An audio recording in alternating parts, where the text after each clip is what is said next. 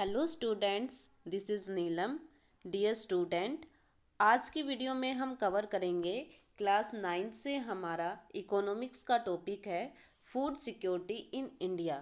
सो dear student, ये हमारा fourth topic है जिसमें हम फूड सिक्योरिटी इन इंडिया के बारे में देखेंगे कि इंडिया में जो फूड सिक्योरिटी है, हमारा जो फूड सिक्योरिटी का पार्ट है, सिस्टम है, वो कैसे काम करता है, क्या क्या हम इसमें इंक्लूड करते हैं, फूड सिक्योरिटी इंश्योर कैसे की जाती है इंडिया में और कौन इसके लिए रिस्पॉन्सिबल होता है। ओके, तो ये हमारे पास क्लास 9 से हमारा चैप्टर नंबर 4 है, फूड सिक्योरिटी इन इंडिया। इससे पहले हमारे पास जो टॉपिक था उसमें हमने पुअर्टी के बारे में देखा कि पुअर्टी क्या होती है। ओके, तो पुअर्टी जो एक ऐसा कंसेप्ट, एक ऐसी सिचुएशन होती है जिसमें एक पर्सन अपनी बेसिक नीड्स को फुलफिल नहीं कर पाता है। ओके, अपनी बेसिक नीड्स को कंप्लीट करने में उसे बहुत ज़्यादा स्ट्रगल करना पड़ता है, बहुत ज़्यादा उसको स्ट्रगल करना पड़ता है, और फिर भी उतने स्ट्रगल के बाद भी वो अपनी बेसिक नीड्स को कंप्लीट नहीं कर पाता, तो उसको हम बोलते हैं कि वो पर्सन क्या होता है, पुअर पर्सन। ओके, और भी ओनली हम इनकम लेवल के अकॉर्डिंग ही नहीं, बाकी और भी काफ़ी ऐसे फैक्टर्स होते हैं जो पुअर्टी को, एक पर्सन की पुअर फैमिली में बिलोंग करेगा या नहीं करेगा, इसके ऊपर अफेक्ट डालते हैं। आज का हमारा टॉपिक है फूड सिक्योरिटी इन इंडिया के बारे में। ओके, तो हम देखते हैं फूड सिक्योरिटी इन इंडिया। तो आपको पता है सबको कि फूड जो है वो हर पर्सन के लिए कितना इम्पोर्टेंट है, चाहे वो रिच पर्सन हो चाहे पुअर पर्सन हो, मतलब चाहे किसी भी कास्ट से रिलेटेड हो, किसी भी रिलीजन से रिलेटेड पर्सन हो। मतलब कहने का मतलब ये है कि जो भी पर्सन, अगर छोटे से छोटा अगर जो बच्चा है उससे लेके और बड़े से बड़ा ओल्ड एज पर्सन, हर पर्सन को फूड की रिक्वायरमेंट होती है, हर किसी को खाना चाहिए। ओके, तो ये हमारे लिए एक पब्लिक इशू बन जाता है कि सभी को खाना कैसे प्रोवाइड कराना है, फूड सिक्योरिटी कैसे इंश्योर करनी है। ओके, तो पूरी कंट्री के लोगों की प्रॉब्लम होती है कि कैसे, कहाँ से खाना आएगा, कैसे हमने अपनी फूड को अरेंज करना है, कैसे इन फ्यूचर हमने ये देखना है कि हमारे पास इतनी इनकम है, हमारे पास इतने रिसोर्स है कि हम अपनी फूड सिक्योरिटी को इंश्योर कर सकें। ओके, तो एक बार ओवरव्यू देख लेते हैं कि पूरे चैप्टर में हम क्या देखेंगे।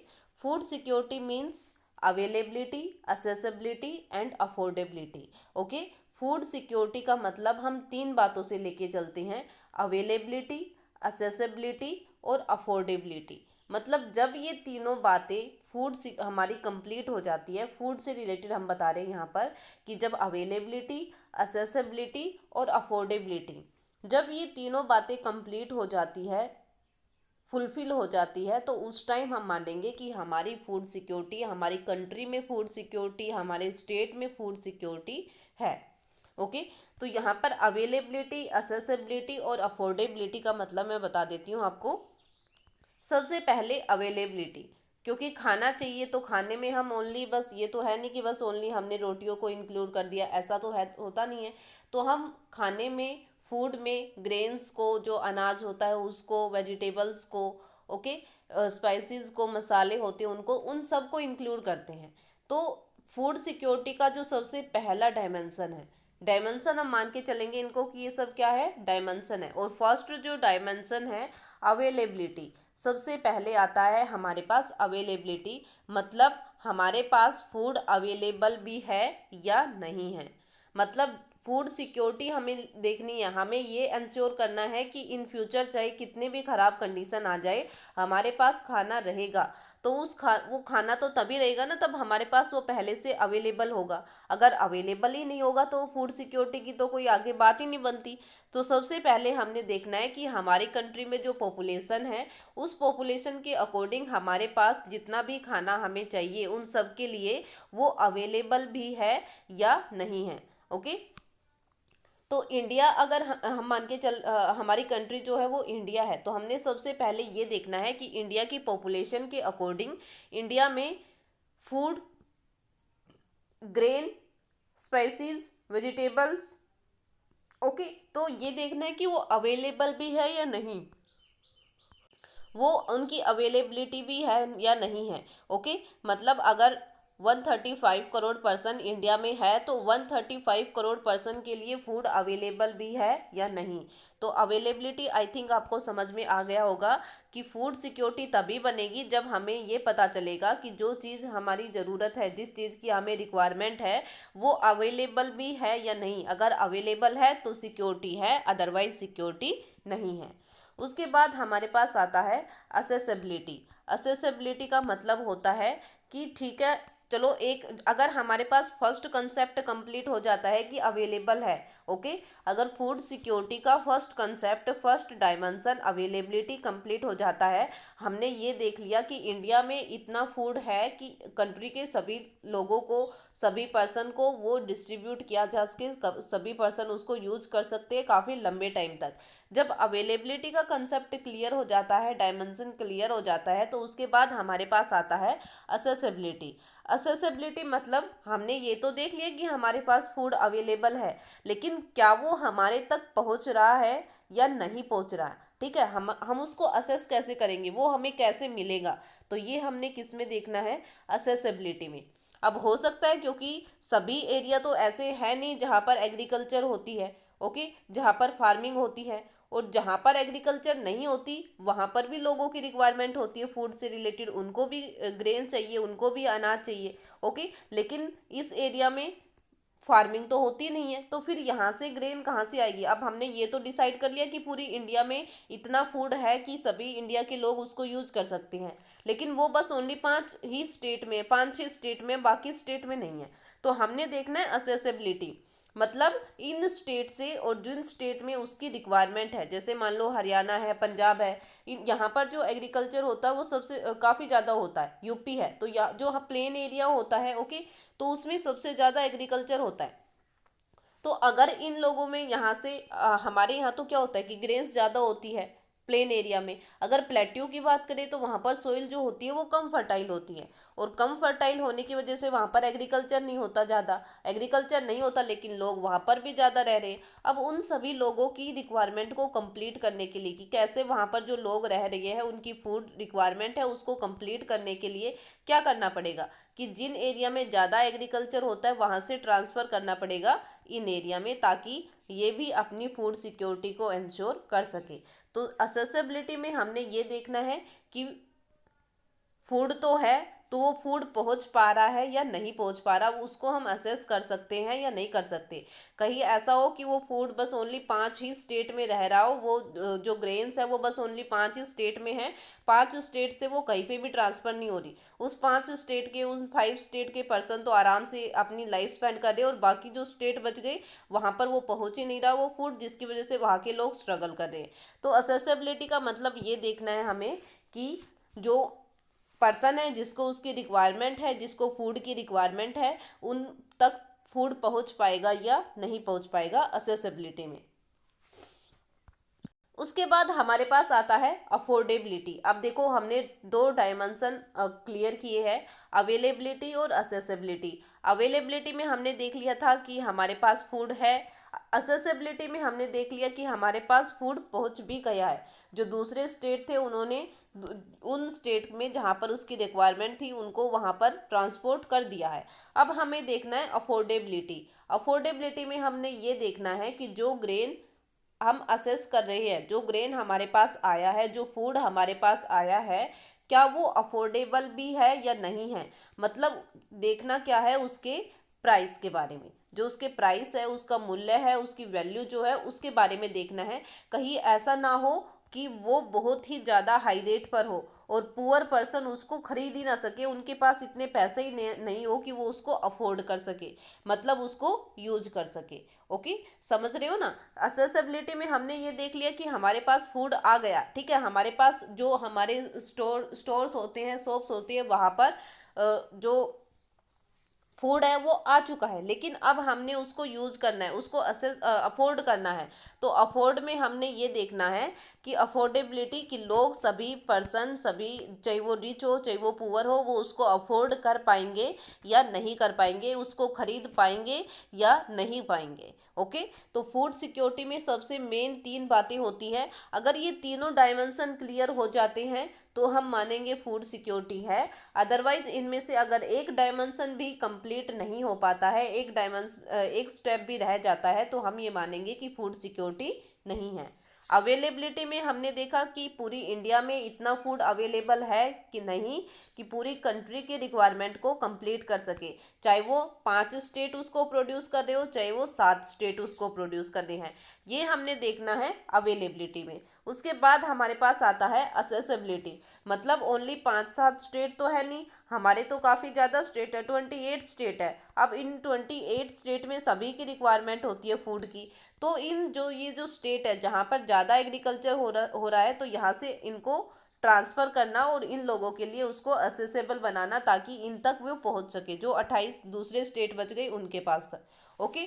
उसके बाद अफोर्डेबिलिटी, मतलब अब हमने पहुंचा तो दिया उन स्टेट में, लेकिन उन स्टेट में प्राइस क्या होगा, वहाँ पर वैल्यू क्या होगी। ओके, वो भी हमने देखना है। कभी ऐसा ना हो कि रिच पर्सन तो आराम से उसको यूज़ कर रहा है क्योंकि उनके पास पैसे हैं, लेकिन पुअर पर्सन को फिर वही प्रॉब्लम फेस करनी पड़ रही है कि पैसे नहीं है, फिर क्या, कौन सी फूड सिक्योरिटी रह जाएगी। ओके, तो ये 3 डायमेंशन जब कंप्लीट होंगे तब हम मानेंगे कि हमारी कंट्री में फूड सिक्योरिटी है। उसके बाद हमारे पास है the poor household are more vulnerable to food insecurity whenever there is a problem of production and distribute of food crop. Okay, तो मतलब जो पुअर पर्सन और जो हाउस होल्ड पर्सन होते हैं वो सबसे ज़्यादा इनसिक्योर होते हैं फूड सिक्योरिटी से रिलेटेड। ओके, उनको सबसे ज़्यादा प्रॉब्लम फेस करनी पड़ती है क्योंकि उनके पास ना कोई प्रोडक्शन का सोर्स होता है, ना उनके पास कोई फूड क्रॉप होती है। तो जो पुअर हाउस होल्ड वर्कर होते हैं वो सबसे ज़्यादा इनसिक्योर होते हैं। Food security depend on the PDS system. PDS system को हम क्या बोलते हैं, public distribution system. Food security इस पीडीएफ सिस्टम के ऊपर पीडीएस सिस्टम के ऊपर डिपेंड होती है। PDS system stand for public distribution system and government vigilance and action at time when the security is threatened. मतलब रिस्पॉन्सिबिलिटी यहाँ पर किसकी बनेगी, किसका काम होगा, किसका दायित्व होगा कि पूरी कंट्री में फूड सिक्योरिटी इंश्योर करना गवर्नमेंट का काम होगा। उसके बाद व्हाट इज फूड सिक्योरिटी, मतलब फूड सिक्योरिटी होती क्या है। Food is an essential for living as air is for breathing. फूड हमारे लिए बिल्कुल वैसे ही जरूरी है, उस तरह ही जरूरी है जैसे एयर होती है ब्रीथिंग के लिए। But food security mean something more than getting two square meal. लेकिन फूड सिक्योरिटी जो हम मान के चलते हैं, हम ये सोचते हैं कि कई लोग तो ऐसा सोचते हैं कि अगर हमें 2 टाइम का खाना मिल गया, 2 स्क्वायर मील भी अगर मिल गया तो हम फूड सिक्योरिटी में आ जाएंगे, लेकिन ऐसी बात नहीं है। ओके, ओनली 2 टाइम का खाना अगर हमें मिल जाता है तो वो हम फूड सिक्योरिटी में उसको नहीं मान के चलेंगे, उससे ज़्यादा हम देखेंगे फूड सिक्योरिटी के बारे में। Food security has following dimension. Availability of food means food production within the country, food import and previous year stock stored in government granaries। मतलब जो फूड सिक्योरिटी है उसको 3 डायमेंशन कंप्लीट करेंगे। तो हम देख चुके हैं सबसे पहले अवेलेबिलिटी, मतलब हमें क्या करना है, हमें सबसे पहले ये देखना है कि कंप्लीट फूड जो है वो अवेलेबल है या नहीं है। गवर्नमेंट की रिस्पॉन्सिबिलिटी बनेगी कि वो इस बात को इंश्योर करे कि कंट्री के सभी लोगों के लिए फूड अवेलेबल हो। अगर कंट्री में है तो ठीक है, अगर नहीं है तो वो बाहर से इंपोर्ट करे, या फिर पहले से जो स्टॉक गवर्नमेंट ने करके रख रखा है अनाज का वो उसका यूज़ करे। लेकिन फूड सिक्योरिटी से रिलेटेड रिस्पॉन्सिबिलिटी किसकी होगी, गवर्नमेंट की होगी। उसके बाद accessibility mean food is within reach of every person. मतलब असेसिबिलिटी का मतलब हमने ये देखा था कि हर पर्सन तक वो फूड पहुंचना चाहिए। ये नहीं है कि बस ओनली हमने उसको ये देख लिया कि है, उसको स्टोर करके रख रखा है, जब तक वो लोगों तक पहुंचेगा नहीं तब तक फूड सिक्योरिटी नहीं होगी। अफोर्डेबिलिटी थर्ड आता है हमारे पास। Affordability imply implies that an individual had enough money to buy sufficient, safe and nutritious food to meet one dietary needs। Okay, affordability मतलब हमें ये देखना है कि लोगों के पास पैसे भी होने चाहिए, जो प्राइस होना चाहिए फूड का, ग्रेन्स का, और जो अनाज जो कुछ उन्हें मिल रहा है फूड सिक्योरिटी से रिलेटेड, तो उसके लिए उनके पास इनफ यानी कि पैसे होने चाहिए कि वो उसको खरीद सके। और ख़रीदने के साथ साथ उसको सेव करना, और जो फूड उनको प्रोवाइड हो रहा है वो न्यूट्रिशन फूड हो, ये इस बात की रिस्पॉन्सिबिलिटी भी किसकी होगी? गवर्नमेंट की होगी। दस food security is insured in a country only if, first हमारे पास दे रखा है enough food is available for all person, यानी कि फूड सिक्योरिटी कब हम मानेंगे कि एक कंट्री जो है वो फूड सिक्योरिटी के फील्ड में बिल्कुल बेटर है। ठीक है, तो सबसे पहले तो हमारे पास है enough food is available for all the person, मतलब कंट्री के जितने भी पर्सन है सभी के लिए फूड अवेलेबल है। Second, all person have the capacity to buy food of acceptable quality. उसके बाद ये देखना है कि सभी पर्सन के पास वो फूड खरीदने के लिए एक्सेप्टेबल क्वालिटी होनी चाहिए। उसके बाद third, there is no barrier on access to food, और खाना उन लोगों तक पहुंचने में कोई भी बैरियर नहीं होना चाहिए। तो ये अगर ये तीनों चीज़ें कंप्लीट होती है तो फूड सिक्योरिटी मानी जाएगी कंट्री में। अगर इनमें से एक भी जो पार्ट है वो रह जाता है, वो नहीं कंप्लीट हो पाता, तो उसको हम मानेंगे कि वो फूड सिक्योरिटी नहीं होगी उस कंट्री में। वाई फूड सिक्योरिटी, उसके बाद हमारे पास आता है वाई फूड सिक्योरिटी, क्यों चाहिए हमें food security? The poorest section of the society might be food ensure most of the time, will person above the poverty line might also be food insecure when the country face, मतलब ये बता रखा है यहाँ पर कि हमें food security क्यों चाहिए, क्योंकि जो पुअरेस्ट सेक्शन होता है, जिसके पास काम बहुत कम होता है ना, एग्रीकल्चर से रिलेटेड उसके पास कोई वर्क होता, तो उसको फूड तो चाहिए, उसको खाना तो चाहिए। ओके, क्योंकि हमने देखा था कि हर पर्सन की रिक्वायरमेंट होती है कि खाना तो उनको चाहिए। ओके, तो जो पुअरेस्ट से जो रिच पर्सन है वो तो कर लेते हैं, क्योंकि उनके पास तो पैसे हैं, तो पैसों से वो आराम से फूड जो है वो खरीद लेते हैं, उनको कोई फ़र्क नहीं पड़ता कि महंगा है सस्ता है, नो मैटर। लेकिन अगर हम पुअरेस्ट सेक्शन की बात करें, उन लोगों की बात करें जो बहुत ही गरीब है, तो वो तो फूड से रिलेटेड उनको इनसिक्योरिटी रहेगी। ओके, क्योंकि उनके पास इतने पैसे ही नहीं है कि वो अपने लिए खाना खरीद सके। और जो पुअर्टी लाइन से बिलो होते हैं, जो बीपीएल फैमिली होती है, उनके लिए तो और भी ज़्यादा प्रॉब्लम होती है कि अगर मान लो कंट्री में कभी फूड से रिलेटेड जो हमारा स्टोरेज है वो कम हो जाए, तो सबसे ज़्यादा इनसिक्योरिटी उन्हीं उन्हीं को होगी, क्योंकि रिच पर्सन तो हाई प्राइस पे भी खरीद लेंगे, लेकिन पुअर पर्सन तो हाई प्राइस पे नहीं खरीद सकते। तो सबसे ज़्यादा प्रॉब्लम फेस तो किसको करनी है? जो पुअरेस्ट सेक्शन होता है, जिनके पास बहुत, मतलब अगर वो काम करते हैं तो उसके बदले में उनको इनकम बहुत कम होती है, और ऊपर से उनके पास एग्रीकल्चर से रिलेटेड कोई भी ज़मीन नहीं होती जिससे वो अपना फूड, अपनी रिक्वायरमेंट खुद कंप्लीट कर सके। तो ऐसा भी नहीं है, इसलिए सबसे ज़्यादा इनसिक्योरिटी पोरेस्ट सेक्शन को होती है। और भी काफ़ी प्रॉब्लम होती है, जैसे country faces flood, tsunami, wide spread failure of crops, causing famine etcetera. Okay, मतलब जब क्या होता है कि कंट्री कौन कौन सी प्रॉब्लम फेस करती है, जैसे फ्लड आ जाए, सुनामी आ जाए, या जो क्रॉप्स है वो फेमाइन मतलब सूखा पड़ जाए।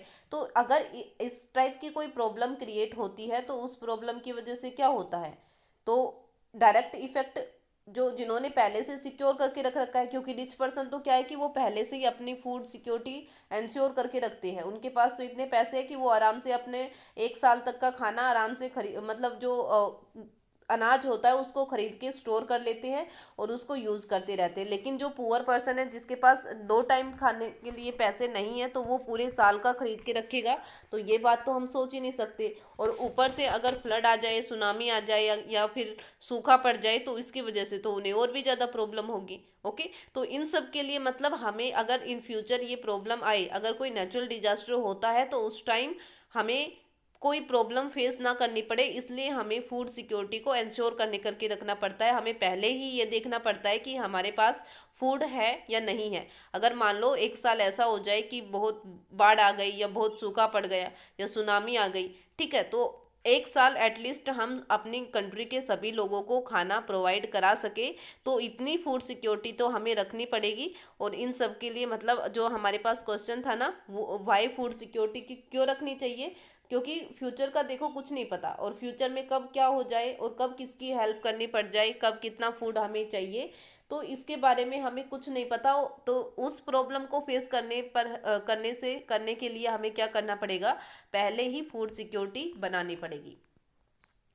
How is food security affected during a calamity, मतलब फूड सिक्योरिटी, अगर एक कोई क्लेमिटी मतलब कोई नेचुरल डिजास्टर आता है, जैसे कोई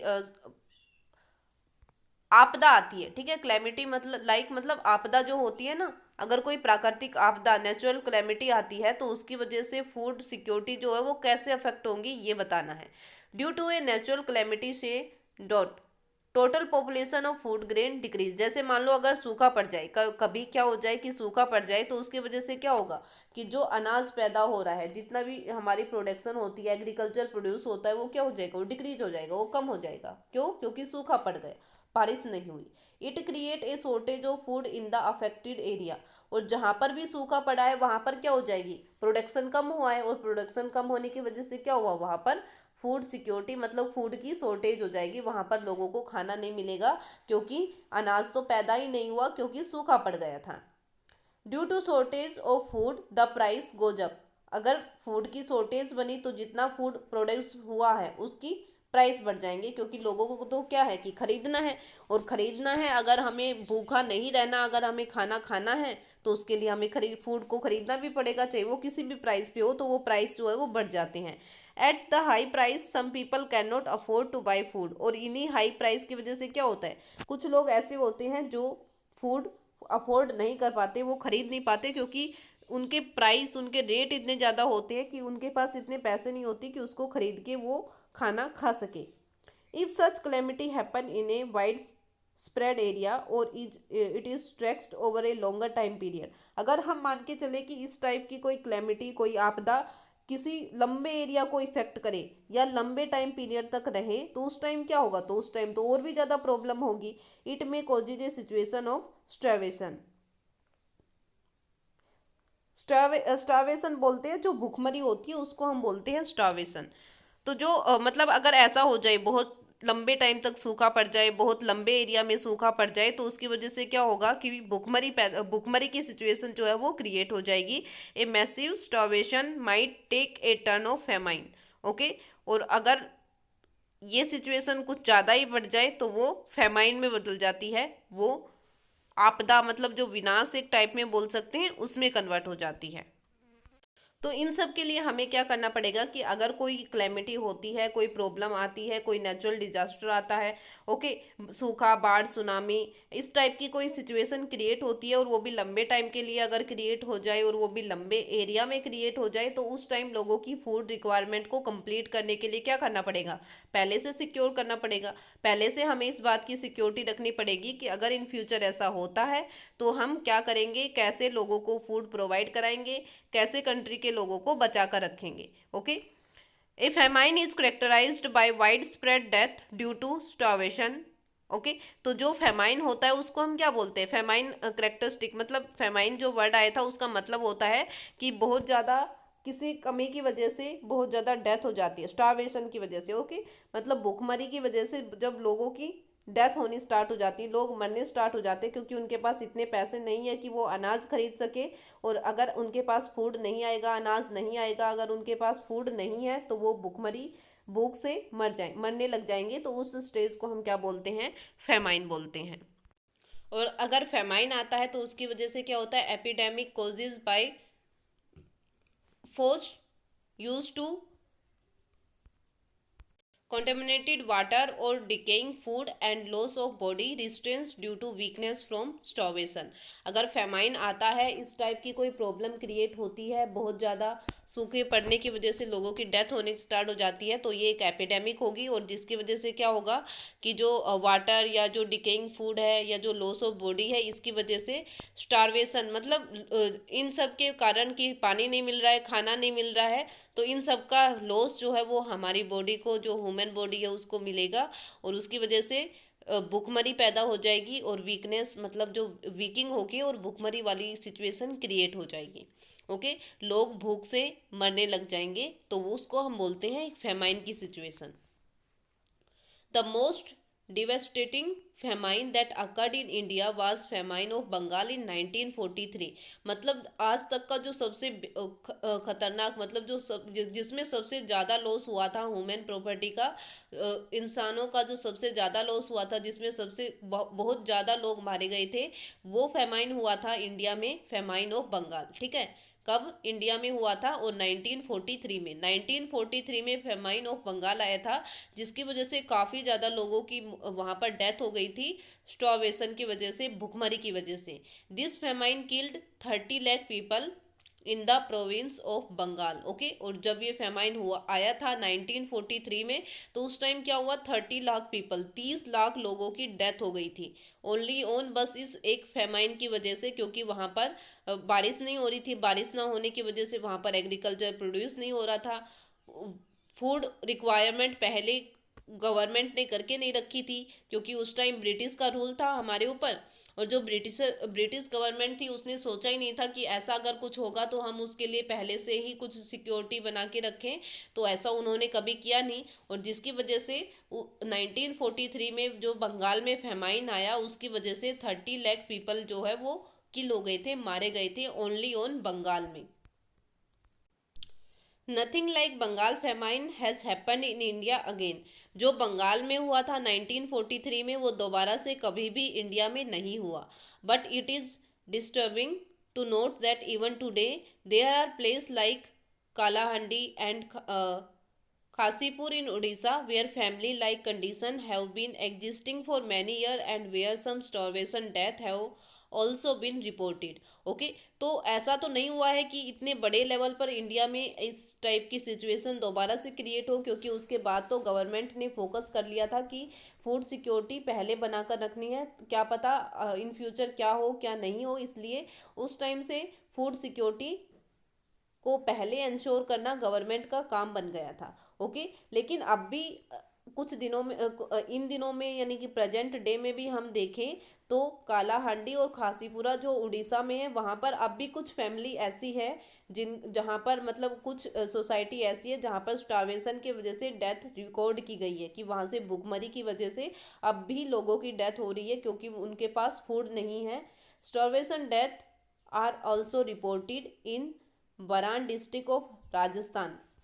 राजस्थान, भुखमरी के कारण जो डेथ हुई है वो बरान डिस्ट्रिक्ट जो है राजस्थान का, वहाँ पर भी। Palamau district of Jharkhand and many other remote area during the recent year. Okay, जो प्लामाऊ डिस्ट्रिक्ट है झारखंड का, वहाँ पर भी और भी काफ़ी एरिया है जो धीरे धीरे करके, मतलब उनमें जो भुखमरी के कारण लोगों की डेथ हो रही है वो रिकॉर्ड की जा रही है। Therefore, food security is needed in a country to ensure food all at all time। इसलिए जो हमारी कंट्री है उसमें फूड सिक्योरिटी बनाकर रखना ये सबसे पहला काम है, ताकि सभी लोगों को फूड ईजिली मिल सके, वो प्राइस ऐसा हो कि जिस पर वो अफोर्ड कर सके और हर टाइम उनको मिल सके। उसके बाद हमारे पास आता है वो आर फूड इनसिक्योर, मतलब वो पर्सन जो फूड इनसिक्योर है, जिनको खाना नहीं मिल पा रहा है, वो कौन कौन से पर्सन है। तो इस टॉपिक को हम अपनी वीडियो के नेक्स्ट पार्ट में कवर करेंगे। आज के पार्ट में जो हमने कवर किया है वो यहाँ तक ही। सबसे पहले हमने देखा था अवेलेबिलिटी के बारे में, असेसिबिलिटी के बारे में और अफोर्डेबिलिटी के बारे में, मतलब फूड सिक्योरिटी के जो 3 डायमेंशन थे उसके बारे में। उसके बाद जो फूड सिक्योरिटी का काम होगा वो गवर्नमेंट और पीडीएस सिस्टम जो होंगे उसके अंडर में होगा, इनकी रिस्पॉन्सिबिलिटी बनेगी फूड सिक्योरिटी को कंप्लीट करना। ओके, फूड सिक्योरिटी है क्या? तो फूड सिक्योरिटी में हमने 3 बातों को इंक्लूड किया था, अवेलेबिलिटी, असेसिबिलिटी और अफोर्डेबिलिटी। इन तीनों, अगर ये तीनों डायमेंशन कंप्लीट होते हैं कंट्री में तो फूड सिक्योरिटी मानी जाएगी, अदरवाइज फूड सिक्योरिटी नहीं मानी जाएगी। ओके, इनके अलावा भी और भी काफ़ी चीज़ें थी, जैसे फूड सिक्योरिटी कैसे कैसे सभी पर्सन को खाना मिलना चाहिए, सभी पर्सन की कैपेसिटी होनी चाहिए कि उस फूड को वो एक्सेप्ट कर सके, और उनके ऊपर कोई बैरियर भी नहीं होना चाहिए। Why food security, food security क्यों करनी चाहिए, हमें खाना पहले से अरेंज क्यों करना चाहिए? क्योंकि कुछ पुअरेस्ट सेक्शन जो होते हैं सोसाइटी के, उनकी वो क्या होता है कि जैसे ही अगर कोई प्रॉब्लम वो फेस करते हैं, उनके पास इनकम नहीं है या वो अपनी जॉब लॉस्ट कर देते हैं, या फिर और भी कोई नेचुरल प्रॉब्लम भी हो सकती है, कोई नेचुरल प्रॉब्लम भी हो सकती है जो वो फेस करे, तो उसकी वजह से सबसे ज़्यादा इनसिक्योर पर्सन जो होंगे वो पुअरेस्ट सेक्शन होगा सोसाइटी का। इसलिए उनके लिए उनको ध्यान में रखते हुए कि अगर इन फ्यूचर ऐसी कंडीशन, ऐसी सिचुएशन क्रिएट होती है तो उस टाइम उनको कैसे खाना प्रोवाइड कराना है, या अगर कुछ और जैसे सुनामी आ जाए, अर्थक्वेक, फ्लड आ जाए, या फेमाइन आ जाए, या जो सूखा है वो पड़ जाए, तो उसकी वजह से अगर पूरी कंट्री में या लंबे टाइम तक अगर ये प्रॉब्लम रहती है तो उस टाइम लोगों, क्योंकि प्रोडक्शन तो होगा नहीं, एग्रीकल्चर प्रोडक्शन तो होगा नहीं, उसकी वजह से लोगों की जो फूड सिक्योरिटी है, फूड है, वो कहाँ से अवेलेबल होगा। तो उस टाइम हमें ज़रूरी होगा कि हम पहले से ही स्टोर करके रखें और वहीं से उसको यूज़ करें। How is food security affected during the calamity, मतलब फूड सिक्योरिटी जो होती है वो क्लैमिटी के अकॉर्डिंग, क्लैमिटी से कैसे अफेक्ट होती है। तो हमें कुछ नहीं पता देखो फ्यूचर के बारे में कि कब क्या हो जाए, कब सूखा पड़ जाए, कब बाढ़ आ जाए। तो इन सब की वजह से क्या होगा कि डायरेक्ट जो प्रोडक्शन होगा, एग्रीकल्चर प्रोडक्शन, उसके ऊपर नेगेटिव इफेक्ट पड़ेंगे। अगर उसके ऊपर नेगेटिव इफेक्ट पड़ेंगे तो क्या होगा कि जो फूड है वो कम हो जाएगा, कम होने की वजह से प्राइस बढ़ जाएगा, और प्राइस अगर बढ़ते हैं तो पुअर पर्सन तो उसको खरीद ही नहीं पाएंगे। रिच पर्सन के लिए तो कोई प्रॉब्लम नहीं होगी, लेकिन पुअर पर्सन उसको खरीद ही नहीं पाएंगे। और अगर ऐसा लंबे टाइम पीरियड तक रहेगा तो जो नेचुरल प्रॉब्लम है वो एक फेमाइन बन जाएगी। फेमाइन के में होता है कि स्टार्वेशन की वजह से, भुखमरी की वजह से क्या होता है कि लोगों की डेथ होनी स्टार्ट हो जाती है, लोग मरने स्टार्ट हो जाते हैं। उनके पास इतने पैसे नहीं होती कि वो फूड खरीद सके, खाना खरीद सके, और बिना खाने की जब उनकी डेथ होने लग जाती है तो वो फेमाइन में कन्वर्ट हो जाती है। इंडिया में जो फेमाइन आया था बंगाल में आया था, फेमाइन ऑफ बंगाल। और कब आया था? 1943 में। उस टाइम फूड सिक्योरिटी से रिलेटेड, क्योंकि उस टाइम हमारे ऊपर ब्रिटिशर्स का रूल था, तो ब्रिटिशर्स ने फूड सिक्योरिटी से रिलेटेड कोई अरेंजमेंट नहीं किए थे, जिसकी वजह से 30 लाख पीपल जो है वो किल हो गए थे ओनली बंगाल में। ओके।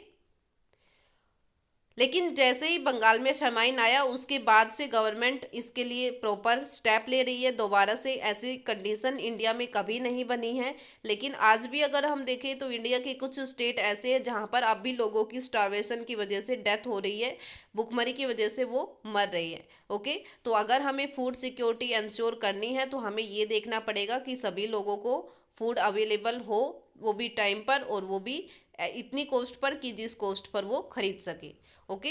और इससे नेक्स्ट पॉइंट कि कौन कौन पर्सन ऐसे हैं जो फूड इनसिक्योर होते हैं सबसे ज़्यादा, उसके बारे में हम अपनी नेक्स्ट वीडियो में कवर करेंगे।